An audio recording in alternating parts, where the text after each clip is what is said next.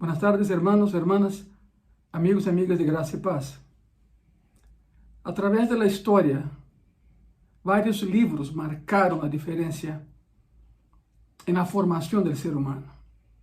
Muchos, la lista sería enorme, pero por ejemplo está la historia de dos ciudades de Dickens, un retrato crudo de la Londres victoriana y de la París de Vichy. También está, por ejemplo, Moby Dick de Melville. Sería la búsqueda de lo inalcanzable. Colmillos Blancos de Jack London. El peligro de lograr lo que se quiere. Y podemos estar hablando aquí toda la tarde, ¿no? Toda la tarde sobre libros que marcaron la historia. Pero hay un libro muy especial y ya sabe lo que estoy diciendo, ¿verdad? Hay un libro fantástico. Bueno, de ellos son 66 libros, digamos así, entre cartas, entre libros en sí, son 66 escritos que forman el tomo conocido como Biblia. Y en la Biblia están los evangelios. El evangelio, buenas nuevas, buenas noticias. En esta tarde quiero hablarles sobre eso, la verdad de las buenas nuevas. Podemos leer infinidad de libros, pero hay un solo libro que contiene aventura, acción, legalidad, honestidad, veracidad, vida. Por ejemplo, Primero y Segundo de Reyes es como un guión cinematográfico, la acción es continua. Y ese libro con tanta acción, con tanta veracidad, repito, trae vida, porque trae buenas nuevas de salvación. Por eso en esta tarde vamos a tomar un momento para hablar sobre el Evangelio. ¿Qué es el Evangelio en sí? ¿Cómo debemos compartir ese Evangelio y por qué debemos de hacerlo? Porque hay cristianos que piensan que predicar la palabra de Dios, es tarea y encargo nada más para los pastores. Y no es así. Si eres un cristiano, tienes la obligación de compartir las buenas nuevas. Yo quiero que, para empezar esa plática, yo quiero que vayas conmigo a Isaías. Por favor, vete a Isaías, capítulo 61, versículo 1 al versículo 3. La palabra dice así en esta tarde. Ponga mucha atención. El Espíritu de Jehová, el Señor, está sobre mí, porque me ungió Jehová.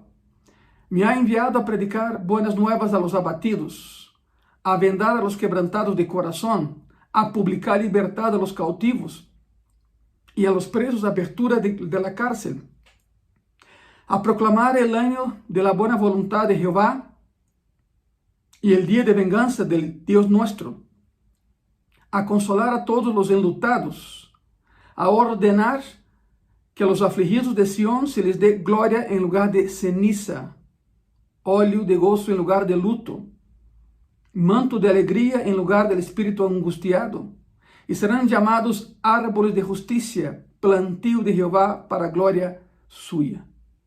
Curiosamente, casi 650 años después que Isaías escribe eso, cuando Jesús cumple 30 años de edad, sale del desierto donde fue tentado por 40 días, es bautizado, entra a la sinagoga donde fue criado cuando era niño, y como parte de la costumbre judía, el varón que cumplía 30 años ya tenía legalidad de acción en la sinagoga, entonces se le entrega un rollo de lectura, y no es casualidad que el sacerdote justamente le entrega, el principal de la sinagoga, le entrega el rollo de Isaías 61. Y Cristo empieza a leer para lo que vino. Y cuando termina de leer, es una historia fabulosa, regresa el pergamino, se sienta y dice, hoy se ha cumplido la escritura delante de ustedes. Y ya sabemos que se armó la bronca, lo querían matar. No por haber leído lo que leyó, porque ese pasaje se lee en las sinagogas en todo el mundo hasta el día de hoy. Curiosamente, el problema fue que se sentó porque según la costumbre judía, el que se sienta es aquel que tiene autoridad. Los rabinos impartían sus pláticas sentados y los alumnos, los talmidines, de pie. No fue tanto lo que leyó, fue que se sentó. Y claro, la declaración, pero más que eso, se sentó. Y ya sabe lo que pasó, lo llevaron a un precipicio para arrojarlo de ahí y con su poder y soberanía se dio la vuelta y pasó entre ellos y se fue, libre. Pero Isaías da en el clavo, por inspiración divina, escribe lo que Cristo vino a hacer y lo que el Evangelio es capaz de hacer. Pero en Colosenses está la historia del Evangelio. Colosenses 1 es como un reflejo de Isaías 61. Vamos para allá, a su tiempo llegaremos. Si observamos bien las cartas de Pablo, y sabemos que Colosenses fue escrito por Pablo, hay un patrón en todo lo que escribía. Primero hay un saludo, después agradece a Dios por los que reciben la carta y después entra con el mensaje. En el caso de Colosenses, el mensaje es una explicación del Evangelio, una explicación preciosa del Evangelio.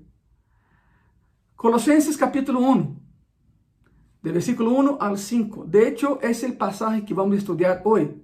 Vamos a estar transitando por pasajes paralelos, por pasajes que nos dan luz sobre el pasaje principal, pero hoy vamos a estudiar Colosenses del 1 al 5 y un poquito más allá.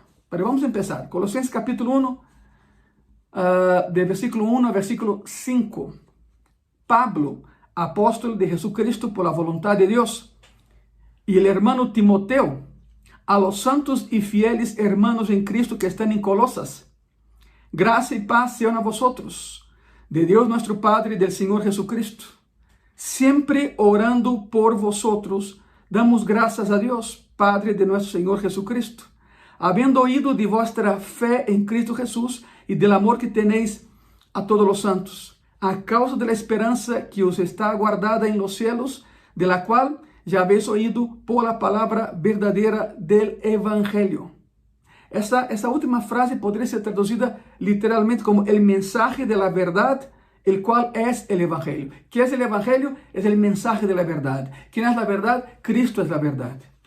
El Evangelio plasma la vida de Cristo, su ministerio, y lo que hizo, lo que hace y lo que todavía está por hacer.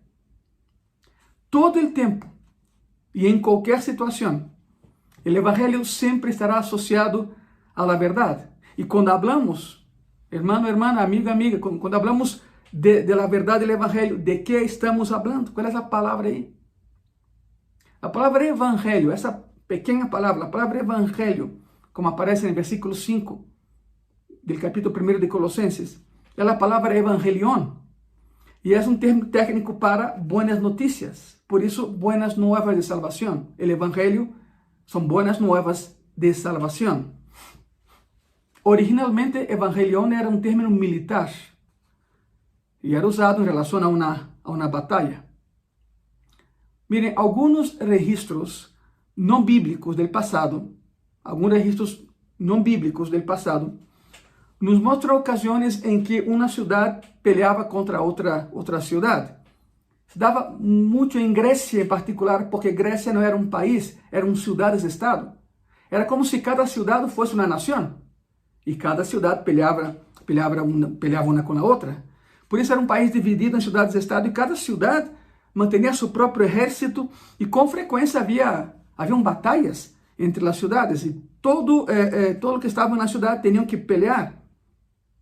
Quedaba alguien en la retaguardia y alguien en la avanzada. Y el medio de comunicación eran mensajeros. Después terminaba una batalla y tenían que enviar mensajeros para dar la noticia.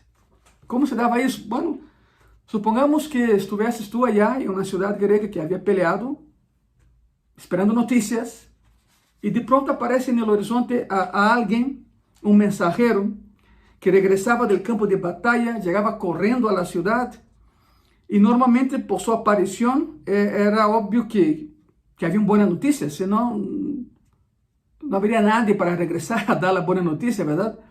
Pero curiosamente, el mensajero traía una lanza. En esa lanza traía una corona con hojas de laurel y también en su cabeza símbolo de victoria. Por eso esa es la corona que dice la Biblia, y se te dará la corona de vida. No es una corona con, ya hablamos de eso en ocasión, ¿verdad? O sea, la corona que nos espera en el cielo no es una corona con diamantes, rubíes, oro, es la palabra diadema, corona es diadema, diadema es diadema, es una diadema hecha con hojas de laurel que se colocaba en la cabeza de aquellos que ganaban una competencia olímpica. Porque hay de todo, ¿no? Hemos escuchado a cristianos que dicen, no, yo quiero que mi corona sea de rubíes, esmeralda. No, espérate, baja de tu carro, no va a pasar eso. Porque el único digno de usar una corona es un rey. Y solo hay un rey, y su nombre es Jesucristo. Por eso, no es una corona el que nos espera, es una diadema de victoria. ¿Victoria en qué? En Cristo. Llegar al cielo, símbolo de victoria. Regresando aquí al mensajero, por favor, de Grecia. Regresaría ese mensajero entonces con una corona en su cabeza, en su lanza, y daría buenas noticias, ¿verdad? Diciendo que hemos ganado. Hemos ganado. En una mano la lanza, en otra mano un ramo de palmera, moviendo, alegre y contento, y gritando, hemos ganado. Y la palabra para eso es evangelión. Buena noticia de victoria. Buenas nuevas de victoria. Evangelión. Hemos ganado. Hemos ganado. Las buenas noticias, las noticias de victoria. Y de hecho, el evangelio es eso. Es noticia de victoria. Cristo nació, vino a rescatarnos y murió por nosotros y vive eternamente y nosotros con Él. Esas son las buenas nuevas de victoria y salvación. Ahora, ¿qué es lo que sabemos acerca de ese evangelio? Hay 4 evangelios, digamos así, pero las buenas nuevas van más allá de los 4 evangelios. Va más allá de Mateo, Marcos, Juan y Lucas, o sea, va más allá. ¿Qué sabemos acerca de ese evangelio? ¿Qué sabemos acerca de cómo debe ser presentado el evangelio? Porque hay personas que en el afán de predicar el evangelio predican otra cosa. Predican otra cosa que no es el evangelio y así no es. No podemos hacer eso, no podemos jugar con eso. ¿Cómo debemos predicar el evangelio? Bueno, debemos predicar como Jesús lo predicó. Por ahí tenemos que empezar. El ejemplo es Él. Mateo capítulo 4, versículo 23 dice así: Y recorrió Jesús toda Galilea, enseñando en las sinagogas de ellos y predicando el evangelio del reino, y sanando toda enfermedad y toda dolencia en el pueblo. Así debemos de predicar. Pues el mismo espíritu de victoria, hablando la verdad. Debemos defenderlo, o sea, debemos predicarlo como Cristo predicó. Debemos defenderlo como Pablo lo defendió. Filipenses 1:17, la palabra dice así: pero los otros por amor, sabiendo que estoy puesto para la defensa del evangelio. No es defender a Cristo. Dejen de pensar eso. Cristo no necesita de defensores, Él es Dios. Pedro decía que cada quien esté preparado para presentar defensa del evangelio cuando de Él se requiera. Pedro menciona eso. Entonces debemos estar preparados para defender la palabra, defender el evangelio, defender la fe, porque creo en lo que creo. Esa es la pregunta. ¿Por qué crees en lo que crees? Piénsalo bien. Si alguien el día de mañana en tu trabajo, bueno, muchos están trabajando en casa, ¿no? Pero bueno, si alguien te pregunta, ¿por qué eres cristiano? ¿Por qué crees en lo que crees? ¿Qué dirías tú? Porque hay personas que pasan tanto tiempo estudiando el fin, hablando de escatología, que no saben lo básico. Se enfocan tanto en eso que no saben lo básico. Lo básico es, ¿por qué crees en lo que crees? No es defender a Cristo, es defender el evangelio, que es salvación, en el nombre de Jesucristo. Debemos predicarlo como Cristo, debemos defenderlo como Pablo, debemos trabajar en él también como lo hizo Pablo. Filipenses capítulo 1, versículo 27, la palabra dice: solamente que os comportéis como es digno del evangelio de Cristo, para que, o sea que vaya a veros, o que esté ausente, oiga de vosotros que estáis firmes en el mismo espíritu, combatiendo unánimes la fe del evangelio. E a palavra combatir aqui é a mesma que se usa em grego para trabalhar, se trabalhando em ele, trabalhando por ele. O que significa isso? Predicando a palavra e defendendo a palavra. Devemos assegurar-nos de que não estorbemos o evangelho. Isso é de muito cuidado. Não estorbemos o evangelho. 1 Coríntios 9:12. Se outros participam deste direito sobre vosotros, quanto mais nosotros. Pero não hemos usado deste direito, sino que lo soportamos todo por não poner nenhum obstáculo ao evangelho de Cristo. Se não te quedou claro, vou explicar um pouquinho mais, vou entrar um pouquinho mais. Se tu que me estás vendo, ok, supongamos que estás orando para que tu família esteja na igreja, te felicito, siga lo haciendo. Pero não é Satanás que impide as pessoas que chegam às igrejas, somos nós. ¿Sabias isso? Somos nós que cerramos as portas de los templos e impedimos que mais e mais pessoas cheguem a ele. Ai, pastor, pero por que me disse isso que feio? Essa é a realidade. Como crees que tu família um dia estará na igreja se tu sigues tomando? Como crees que tus amigos um dia estarão na igreja se te juntas com eles e abram puras malas palavras? Como crees que tus companheiros de escola estarão contigo em tu igreja se com eles ves pornografia? ¿Te das conta disso? Estamos estorvando o evangelho. Porque essas pessoas vão dizer, assim é ser cristiano? Não, melhor não, assim estou bem. Isso é ser cristiano? Não, melhor estou. Assim me quedo. Isso é sério. Sério, somos nós os que estorvamos a que as pessoas cheguem à igreja, entrem à igreja, por nossas ações, por nosso péssimo comportamento, péssimo testemunho. Por isso, o evangelho se predica, se defende, se trabalha nele e não podemos nem devemos estorvar o evangelho. Como se estorva o evangelho? Pecando. Predicando uma coisa e actuando de outra maneira. Sendo hipócritas. Essa é a palavra hipócrita. A palavra hipocrisia vem de Hipócrates, não o filósofo grego, não. As máscaras que se usavam em teatro grego. Hipócrates. Eram máscaras porque não se permitia que as mulheres participaram do teatro grego. Podiam assistir, mas não escenificar, não estar trabalhando aí abaixo, ¿verdad? Então, se havia um rol feminino, um homem se vestia de mulher e colocava ante ele uma máscara de mulher. Essa máscara se chama Hipócrates. Se tinham que personificar um anciano, uma máscara de anciano. Então, a hipocrisia é usar máscaras. A hipocrisia é falar de uma maneira para actuar de outra. Por lo tanto, como estorvamos o evangelho? Predicando algo que não vivimos. Ponto. E nunca devemos avergonzar-nos do evangelho. Nunca devemos avergonzar-nos de ser cristiano. Romanos 1:16, a palavra diz assim: porque não me avergüenzo del evangelho, porque é poder de Deus para a salvação a todo aquele que crê, al judío primeiramente e também al grego. Não te avergüences nunca de ser cristiano. Os demás são os que têm que avergonzar-se por não ser cristianos.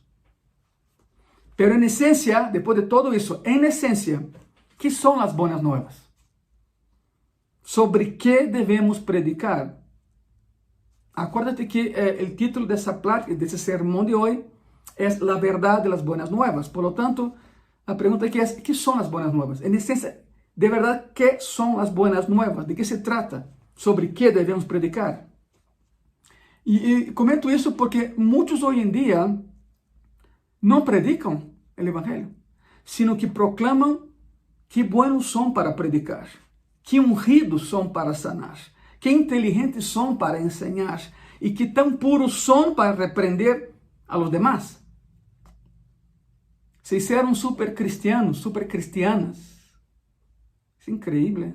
Há pessoas que adoram mais ao homem que predica que ao Deus que lo puso no ministério. Isso não é o pior. O pior é que são pessoas que predicam e aceitam essa adoração. Não é assim. Eu tenho sérias dúvidas que Si Pablo regresara, claro que eso, hipotéticamente nunca lo va a hacer, no. Supongamos que Pablo regresara a la tierra, ¿tú crees que predicaría en esas iglesias? ¿Tú crees? Yo estoy seguro que en muy pocas iglesias lo recibirían, debido a sus estándares de humanismo, pero nada de Biblia. Pablo sería barrado y vetado en muchas de nuestras iglesias, desgraciadamente. Ese no es el evangelio que Cristo predicó, un evangelio de humildad, y lo vamos a ver. Un poquito adelante lo vamos a estudiar, lo vamos a ver. La esencia del evangelio es esta. En sí, la esencia del evangelio es esta. 1 Corintios, capítulo 15, versículo 1 al 4.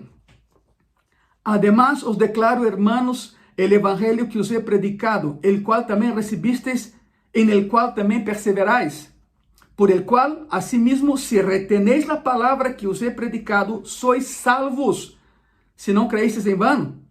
Porque primeramente os he enseñado lo que asimismo recibí, que Cristo murió por nuestros pecados, conforme a las Escrituras, y que fue sepultado, y que resucitó al tercer día, conforme a las Escrituras. Increíble el poder de síntesis que tiene Pablo. Ese es el evangelio. Esa es una descripción de su naturaleza, de su esencia, de su cualidad. ¿Cuál es su contenido? Ok. 1 Corintios 15, versículo 1 y versículo 2. Además os declaro, hermanos, el evangelio que os he predicado, el cual también recibisteis, va de nuevo, ¿no? En el cual también perseveráis, por el cual asimismo si retenéis la palabra que os he predicado, sois salvos, y si no creísteis en vano. Es el contenido, la palabra, el evangelio que salva. Pero ¿qué es? En sí, ¿qué es el evangelio? 1 Corintios 15, versículo 3 y 4.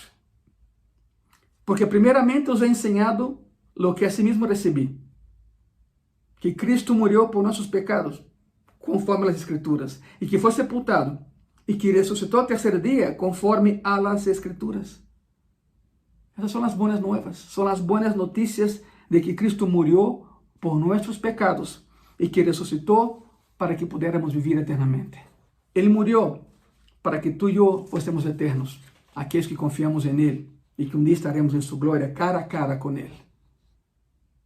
Cuando escribía, Pablo seguía un patrón, ya lo vimos, el inicio, ¿verdad? Un saludo empezaba con un saludo, y después ofrecía gratitud, gracias doy a Dios por vosotros, y esa es la historia de cómo Pablo escribía. La única carta donde él viola ese principio es Gálatas. Es la única que no está dentro de la regla que él mismo instituyó. Porque está tan molesto, Pablo escribió esa carta tan molesto, tan furioso, cuando escribió, que hace a un lado cualquier nota de amabilidad, simplemente entra directo al regaño. Al regaño, va directo al grano. Ahora vemos el versículo 3, quiero mostrarte algo en el versículo 3, y después entraremos a los puntos específicos del Evangelio. Vamos a Gálatas 1, 3. Gracia y paz sean a vosotros, de Dios el Padre y de nuestro Señor Jesucristo. De hecho, cuando hace 10 años fundamos Gracia y Paz, yo oré por algunas cosas. De hecho, oré por 8 cosas para... No sé si puse mi vellón afuera como Gedeón, ok, está bien, pero no es cualquier cosa que Dios te diga, abre la iglesia, abre una iglesia, abre mi obra. No es cualquier cosa, ¿verdad? Da miedo, da pánico. Uno tembla. Y empezamos, ya sabes la historia de Gracia y Paz, empezamos sin absolutamente nada. Ni teníamos gente ni nada. Empezamos en el garaje de mi casa, y bueno, la historia se cumplió. Pero entre las cosas que pedí a Dios fue el nombre de la iglesia. Señor, dame un nombre. Y Dios me llevó a Gálatas 1:3. Y por eso Gracia y Paz se llama Gracia y Paz. ¿Verdad? Esa es la razón de por qué el nombre de nuestra iglesia. El original en griego de Gálatas 1:3 dice así: siempre que oramos, nos acordamos de ustedes y damos gracias a Dios por ustedes. O sea, lo que quedó plasmado es esto: gracia y paz sea a vosotros, de Dios el Padre y de nuestro Señor Jesucristo. El original dice eso, pero hay un complemento. Siempre que oramos, nos acordamos de ustedes y damos gracias a Dios por ustedes. Gracia y paz sean a todos ustedes. En la carta de Pablo a los Colosenses, en la carta de Pablo a los Colosenses, vemos un retrato hermoso del que es el Evangelio. Y Pablo señala 7 aspectos del Evangelio, que son aspectos muy básicos. Todos nosotros los conocemos, los creemos. Sin embargo, es emocionante aprender una vez más qué son las buenas nuevas. Espero que tengas preparado tu papel, tu pluma, porque ese fue el preámbulo del sermón de hoy. Ahora sí entramos al sermón. 7 principios del Evangelio en Colosenses, según Pablo. Número 1. La verdad del Evangelio es recibida por fe. La verdad del Evangelio se recibe por fe. Colosenses capítulo 1, versículo 3. Siempre orando por vosotros, damos gracias a Dios, Padre de nuestro Señor Jesucristo. Esa es una oración pastoral hermosa de parte de Pablo. Es como si Pablo estuviera diciendo: quiero dar gracias a Dios porque ustedes creen. Quiero dar gracias a Dios porque tienen fe. Quiero dar gracias a Dios porque las buenas nuevas son Jesucristo y ustedes lo conocen. Fabuloso, ¿no? Hago mías las palabras de Pablo cuando veo a gracia y paz. Agradezco a Dios porque ustedes han creído en la palabra. Agradezco a Dios porque están en gracia y paz. Agradezco a Dios porque me permiten ser su pastor. Agradezco a Dios por permitir que ore e interceda por ustedes. Y a nivel familia pastoral lo hacemos todas las noches a las 10. A las 10 de la noche nos unimos a familia pastoral para orar por gracia y paz. Créemelo, es lo que hacemos todas las noches. La palabra en griego para creer es lo que está ahí. La palabra en griego para creer es un verbo griego, pisteibo. Pisteibo. Significa estar persuadido, estar convencido de que algo es verdad y confiar en eso. Ahora escuche bien eso. La fe, porque el punto 1 es ese, ¿verdad? La verdad del Evangelio se recibe por fe. La fe es definida como creer en lo que sabes, no en lo que intuyes. Grave eso en tu corazón. La fe es definida como creer en lo que sabes, no en lo que intuyes. No intuyan tanto, aprendan más, aprendamos todos. La fe no es un anhelo. La fe no es un anhelo. Es saber con absoluta certeza de que algo que no puedes ver existe, es real y es verdad. Vamos a una comparación. Imaginemos, bueno, hoy en día tenemos tecnología, ¿verdad? No quiero hacer propaganda, pero tenemos el aplicativo ese ahí, Waze, que nos lleva, y Google también tiene su aplicativo, tenemos GPS, o sea, hoy en día, solo el que no quiere llegar, no llega. Pero supongamos, hagamos un ejercicio de imaginación. Imaginemos un viaje en carretera sin GPS. ¿Con qué puedes contar para llegar a tu destino? La pregunta es esa, ¿con qué cuentas para llegar a tu destino? Con las placas de señalización. Hay señalizaciones. Usa la carretera, pero no conoces los hombres que la hicieron. Cruzas puentes y tienes que confiar que ese puente va a aguantar el peso de tu carro. Es esto. No conocen quién colocó las placas, no tienen idea de los hombres que hicieron la carretera, no tienen la mínima idea de que el puente que vas a cruzar es seguro o no, pero confías y cruzas y caminas y viajas. El Evangelio, ponga mucha atención, el Evangelio fue escrito por hombres que no conociste, bajo la inspiración de un Dios que nunca viste, pero confías en que te llevará a un lugar seguro. ¿Sabe cómo se llama eso? Fe. Eso es fe. Hebreos 11:1. Es pues la fe, la certeza de lo que se espera, la convicción de lo que no se ve. Preciosa definición de lo que es la fe. Y la verdad del Evangelio se recibe por fe. Nada más por eso, por fe. Y después se desarrolla. En el siglo XIX había un predicador llamado Charles Spurgeon. Lo nombraron príncipe de los predicadores. Y él cuenta una historia, le voy a leer tal como la escribió él en una de sus predicaciones. Spurgeon cuenta una historia acerca de dos hombres que estaban en un barco, que estaban en medio de un río muy rápido, muy caudaloso. Y esos dos hombres con su barquito iban directo a una cascada, a una caída de agua. Algunos hombres en las orillas se dieron cuenta y entonces se dieron cuenta de lo que iba a pasar y trataron de salvar a los dos hombres. Entonces los hombres de la orilla les aventaron una cuerda, porque ya para ese momento el bote había volcado y los dos hombres estaban dentro del río. Estaban luchando contra la corriente. Eran dos. Un hombre se agarró de la cuerda y lo salvaron, lo jalaron hasta la orilla. El mismo instante, el otro hombre, que también podía haber agarrado la cuerda, prefirió agarrar un pedazo de madera que iba flotando. Fue más fácil para él no agarrar la cuerda, sino la madera que iba pasando. Y fue un error fatal.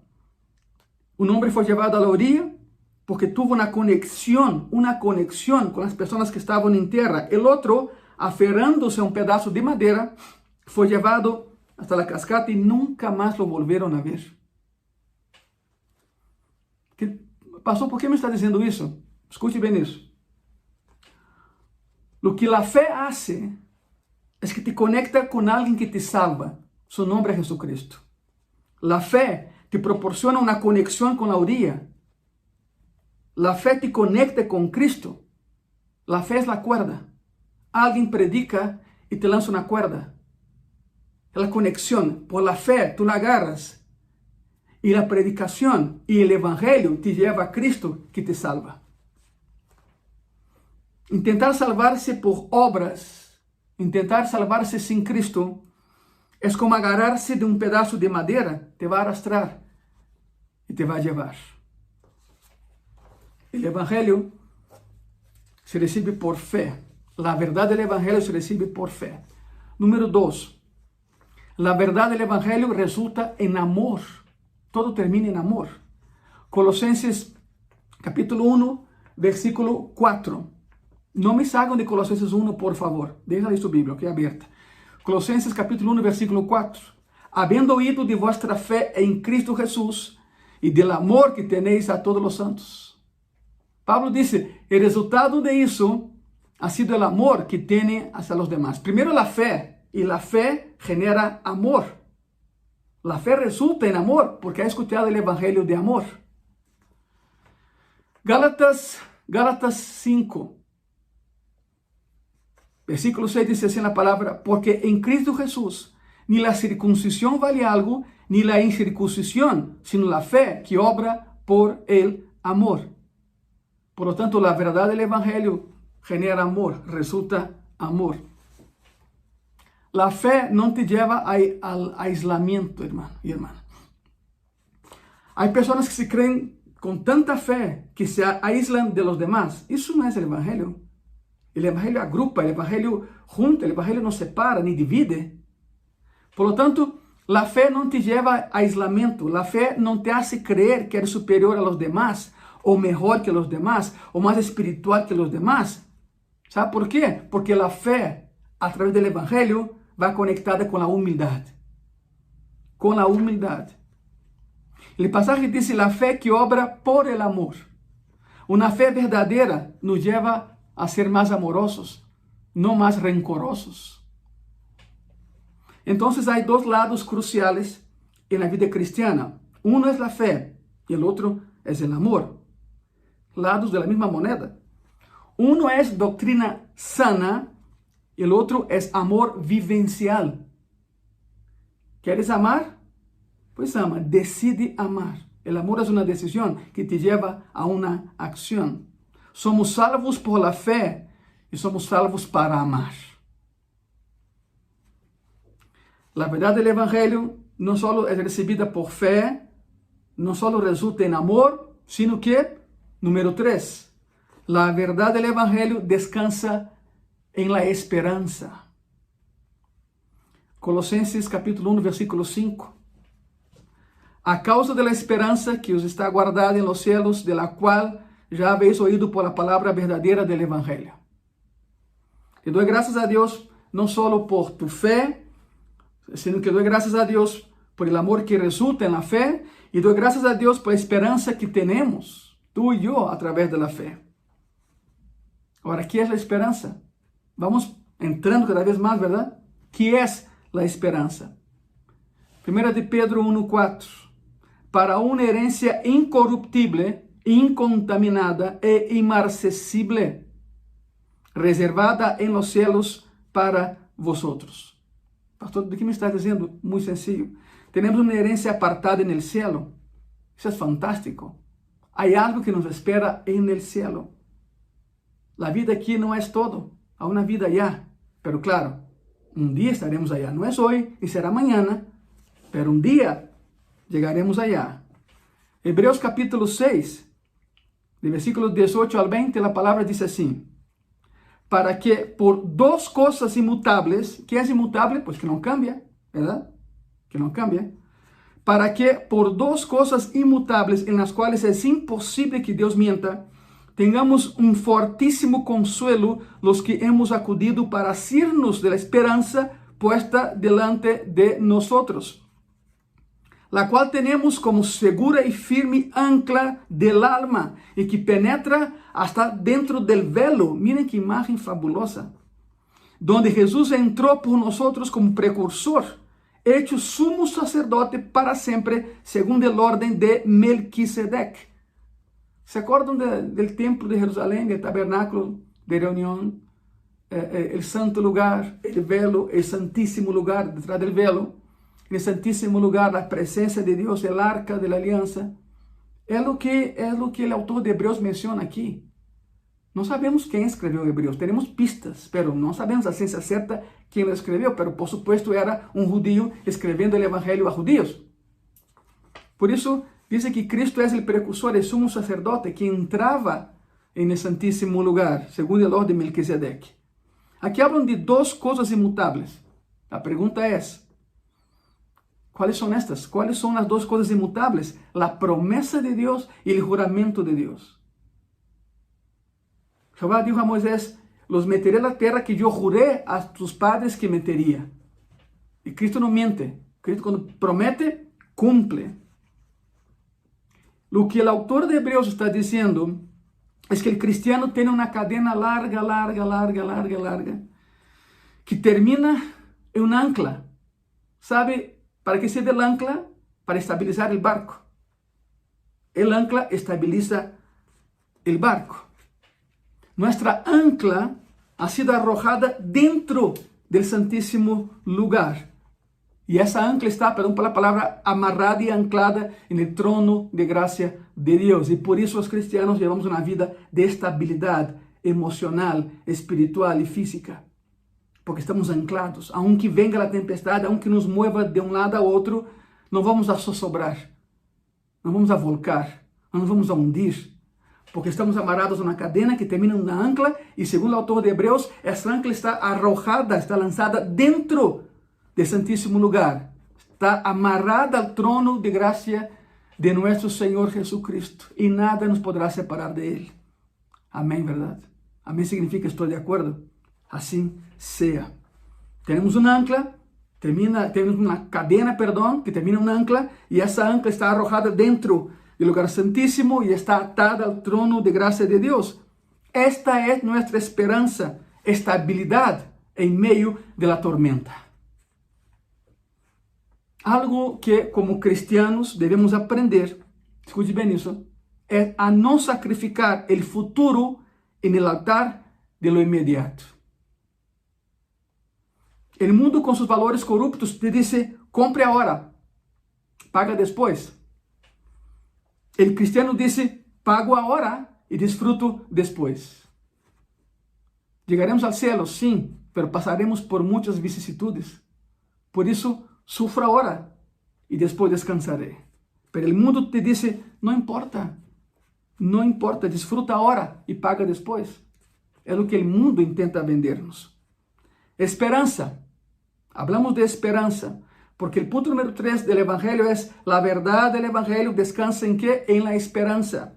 Esperanza, una confianza nacida de la fe de que hay algo en el futuro que es mucho mejor que cualquier cosa que tengamos en el presente.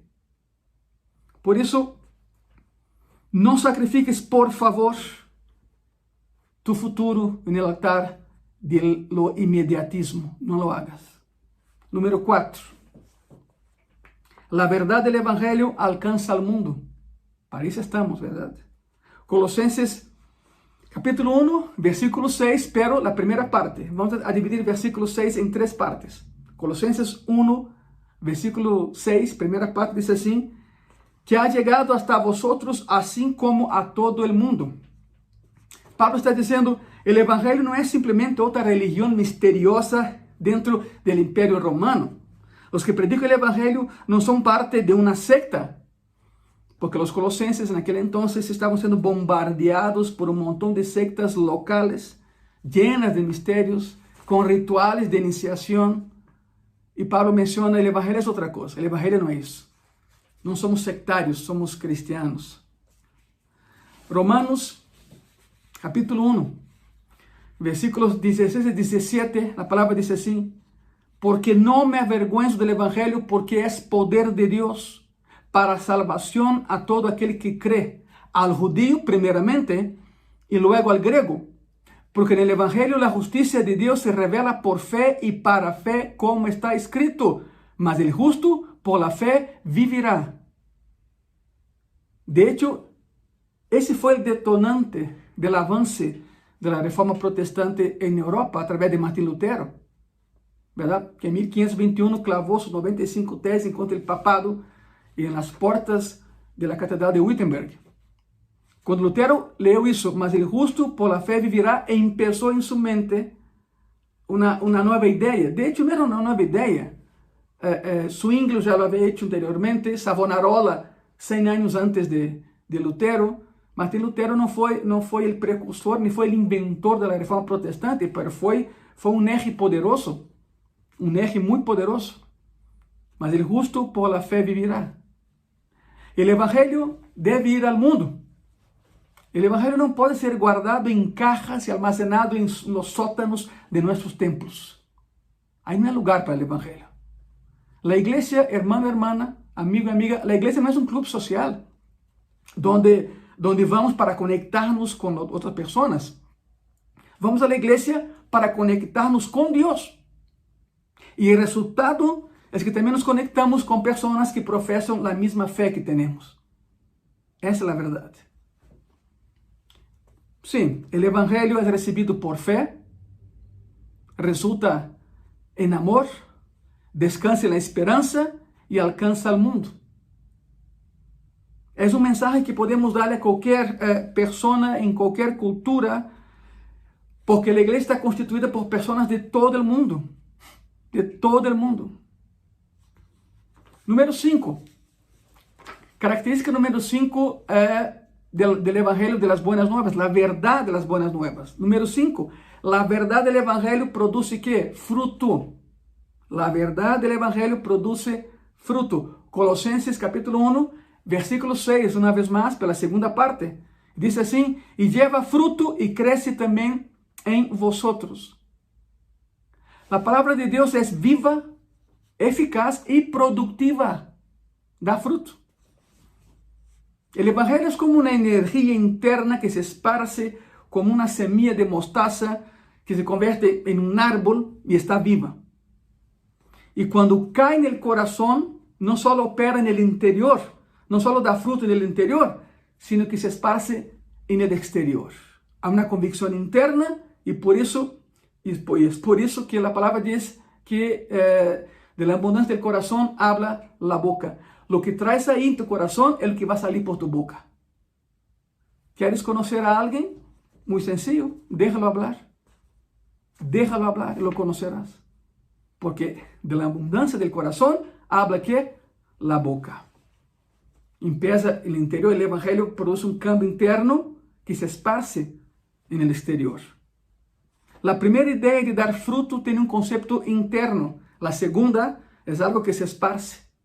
El evangelio llega a alguien y crece. Y él comienza a madurar y después se esparce y la iglesia comienza a crecer. Entonces hay una transformación interna espiritual y tenemos un crecimiento externo en la iglesia. Pero primero es lo interno, después lo externo. Porque el cambio se da de dentro hacia afuera, nunca de fuera hacia adentro. Característica número 6 de la verdad, de las buenas nuevas. La verdad del evangelio está arraigada ¿en qué? En la gracia. No podemos olvidar la gracia en todo ese proceso. La verdad del evangelio está arraigada en la gracia. Y la palabra arraigado significa firmemente establecido, firmemente plantado. Eso es estar arraigado. Colosenses capítulo 1, versículo 6, otra vez, pela tercera parte de ese versículo, dice así: desde el día que oísteis y conocisteis la gracia de Dios en verdad. Ponga mucha atención. Las religiones inventadas por el hombre se basan en la suposición que tienes que hacer algo para ganarse algo de Dios. Se basa en la idea de que un hombre puede, por sus propias obras, ganar la salvación. Es como salvarse sin la intervención de Dios. Eso es imposible. Nadie se salva a sí mismo. Yo no salvo a nadie, lo hace Cristo. Las religiones inventadas por el hombre siempre dicen lo que el hombre debe hacer para Dios y nunca mencionan lo que Dios hace por el hombre. ¿No dan cuenta de eso? Dios es soberano y de manera gratuita y misericordiosa Él perdona. No por algo que hayamos hecho, sino por su propia gracia para nosotros.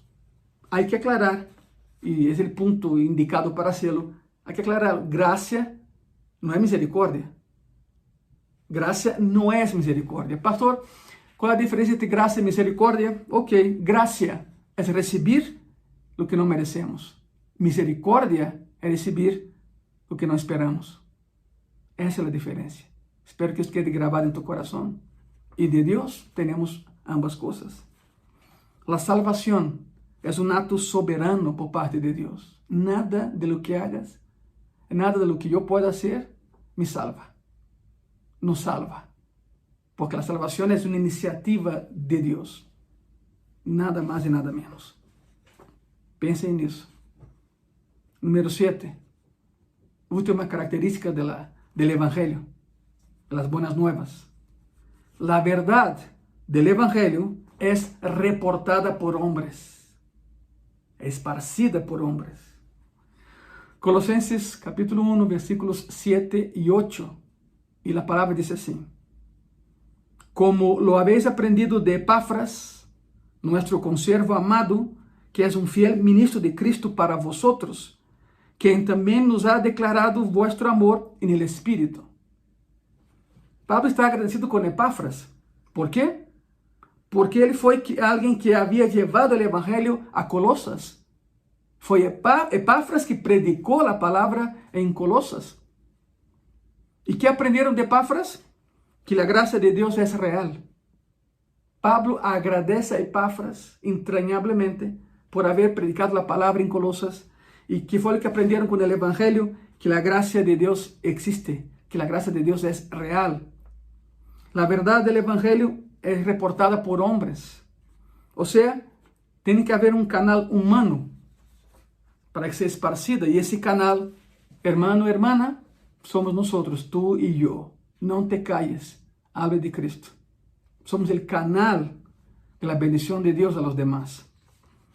Romanos capítulo 10, de versículo 3 al 15, la palabra dice así: porque todo aquel que invocar el nombre de Jehová, porque todo aquel que invocar el nombre del Señor será salvo. ¿Cómo pues invocarán? Miren la lógica, esa secuencia es fantástica. ¿Cómo pues invocarán a aquel en el cual no han creído? ¿Y cómo creerán en aquel de quien no han oído? ¿Y cómo oirán sin haber quien les predique? ¿Y cómo predicarán si no fueren enviados? Como está escrito: cuán hermosos son los pies de los que anuncian la paz, de los que anuncian ¿qué? Buenas nuevas. ¿De qué? De salvación.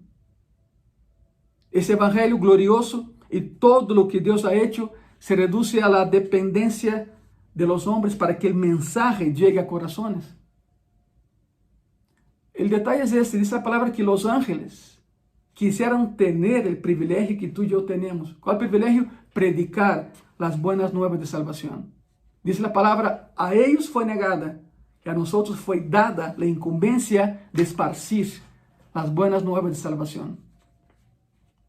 ¿Tú crees que tu familia, tus amigos, tus compañeros de trabajo un día se salvarán si tú no hablas, si tú no predicas? ¿Crees que vendrá otro? Puede ser, pero el privilegio Dios te lo ha dado a ti, no a otra persona. Por lo tanto, para que el mensaje llegue a corazones, Dios usa al hombre, Dios usa al ser humano, lleno de Él. Y si no lo vas a hacer, si tú decides no hacerlo, Dios va a encontrar a alguien que lo haga. Pero el trabajo es tuyo y mío. Pero predicar la palabra de Dios y ver el efecto transformador en las vidas de las personas es algo, créemelo, es algo que no tiene precio. Es hermoso ver a una persona que conociste inconversa, pagana, pecadora, borracha, fornicaria, drogadicta o lo que sea. Es hermoso ver que esa persona un día te hinques en tu iglesia a tu lado y llora por la emoción de sentir a Dios por primera vez en su vida. Quiero hacer una pregunta y quiero, ahora perdóname, pero sí tengo que colocarte contra la pared. ¿Hay alguien en el cielo por ti? Esa es la pregunta de ese domingo. ¿Hay alguien en el cielo dando gracias a Dios por tu vida? Ponte a pensar. ¿Cuántas personas evangelizaste en ese año? Sí, con toda la pandemia, eso no es excusa.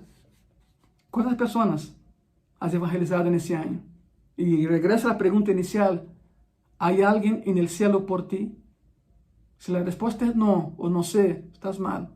Abre tu boca y predica la palabra. La semilla tiene que ser esparcida y el cielo llenado de almas, de corazones hambrientos por esa verdad. Predicar la palabra no es una carga, es un gozo. ¿Quieres gozarte? Predícala y serás feliz. El mundo vive en una tiniebla espiritual. Hablamos, predicamos, intercedemos, oramos, ayunamos, pero me queda claro de que el hombre cree en lo que decide creer. Pero nadie se compromete con lo que no entiende. Por eso en Gracia y Paz predicamos así, casi que palabra por palabra, expositivamente hablando, ¿verdad? Para que no quede ninguna duda. Porque en Gracia y Paz estamos conscientes de que la palabra, el evangelio, tiene que ser predicado, explicado y aplicado.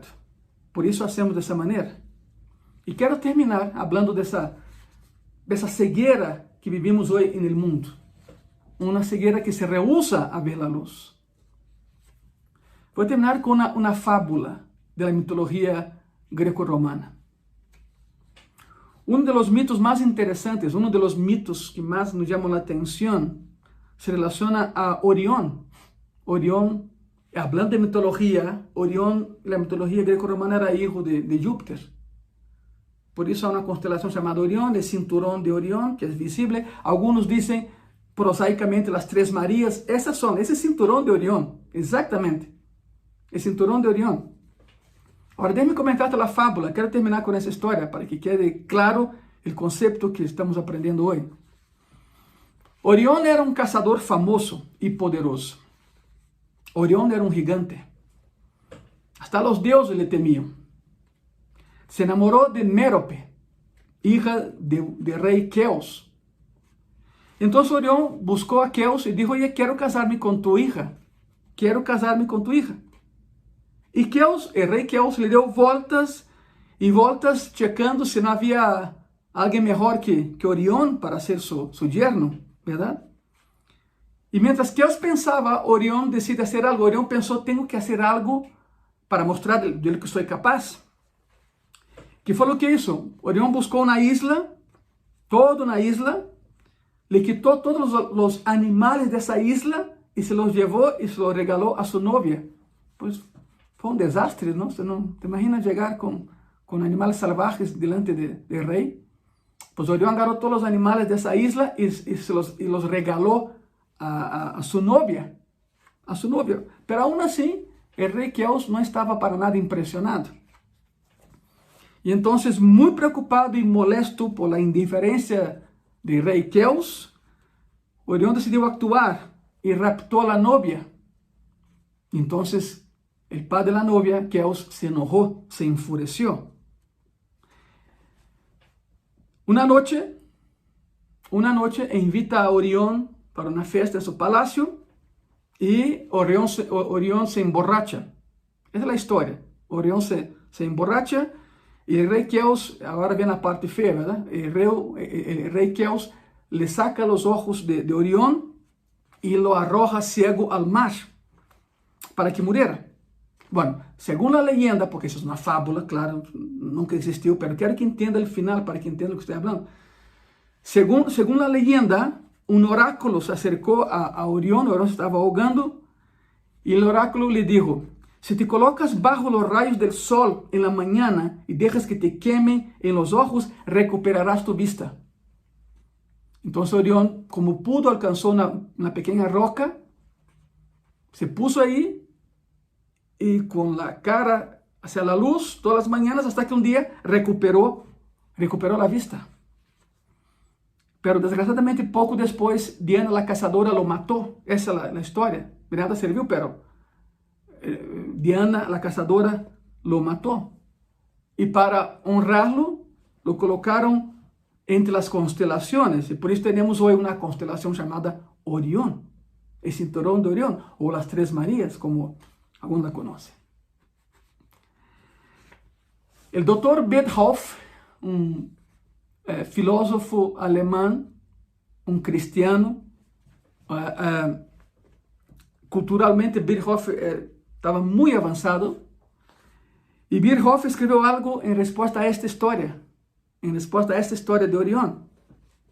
Y voy a leer, voy a tomar el tiempo para leer ipse literis lo que escribió el doctor Birdhoff, que también era teólogo, dicho de paso. Oh hermano mío, aquellos de nosotros que hemos sido llamados de las tinieblas a su luz admirable, sabemos lo que es tener la visión de Dios cegada por el Dios de ese mundo, tener ojos que no ven, sentarnos en oscuridad absoluta con todas las verdades gloriosas y realidades divinas perdidas. Pero hay uno que está lleno de luz, de compasión y de amor, y tú puedes, si quieres, voltear tu rostro ciego hacia el cielo, y el Hijo de Dios se levantará con sanidad en sus alas y liberará las cadenas de Orión, y su luz brillará en ti y convertirá la sombra de muerte de tu vida en un rayo de brillo de esperanza y vida eterna. Su nombre es Jesucristo. Este es el Evangelio, luz en tinieblas. Quiero orar por ti en esta tarde. Cierra tus ojos, por favor. Oremos todos. Amado Señor y Salvador, te damos las gracias porque eres luz en medio de las tinieblas que están a nuestro alrededor. Tenemos esperanza, Señor, de días mejores. Sabemos, Señor, que a nivel iglesia local, a nivel Gracia y Paz, muy pronto abriremos los portones otra vez de su templo, Señor, y recibiremos a personas otra vez. Y poco a poco se va normalizando lo que hoy no tenemos nada normal, Padre. Sin embargo, la palabra sigue siendo predicada en los jueves de la noche y domingo a la 1 de la tarde, Señor, porque la palabra tiene que ser predicada. Por lo tanto, Padre, gracias por aquellos que nos están viendo. Si hay alguien, Padre, que está en medio de tinieblas todavía, que tu luz resplandezca en su corazón, que el Evangelio de Buenas Nuevas de verdad penetre en lo más profundo de su ser, y que ese Evangelio, Señor, que ha salvado a tantos, salve a esa persona también. Sácala de las tinieblas a su luz admirable, Señor, que vea la luz. Las tinieblas no pueden ganar, tú siempre vas a ganar, Jesucristo. Pon en tus manos a cada persona que me ven, a sus familias, Señor. Si están enfermas, sánalos. Si hay carencia, suple necesidades, Señor, como solo tú eres capaz de hacer. Te damos las gracias. En el nombre de Jesús. Amén. Amén. Gózate, hay esperanza. Se acerca el día en que abriremos las puertas de gracia y paz otra vez. Les avisaremos. Todavía no, les avisaremos. Todo el lugar está preparado para recibirlos en esa gran celebración de acción de gracias que tendrá lugar en Gracia y Paz muy, muy pronto. Por lo pronto, pues jueves en la noche a las 7, domingo a la 1 de la tarde, gracias por vernos. Esparce ese mensaje, copia el link de los sermones y envía a sus familiares, amigos. Tú que sabes si esa persona está esperando esa palabra, ¿verdad? Tú no sabes. Quizás tú digas, es que yo no sé predicar. Pues entonces ayuda a que la palabra llegue. ¿Cómo? Copia el link de esa predicación y envía a quienes conozcas, a todos los que están en tu lista de contactos, para que esa persona reciba la palabra de Dios. Solo la palabra de Dios salva, no la palabra del hombre. Quiero agradecer mis hermanos, hermanas, amigos y amigas que están aportando para la renta de Gracia y Paz, porque el lugar no es nuestro, ya lo saben. Muchas gracias. Síganlo haciendo, por favor. Agradecemos profundamente lo que están haciendo, las oraciones y las aportaciones. Muchas gracias. Sigan haciendo, por favor. Y nos vemos el próximo jueves. Que Dios te bendiga.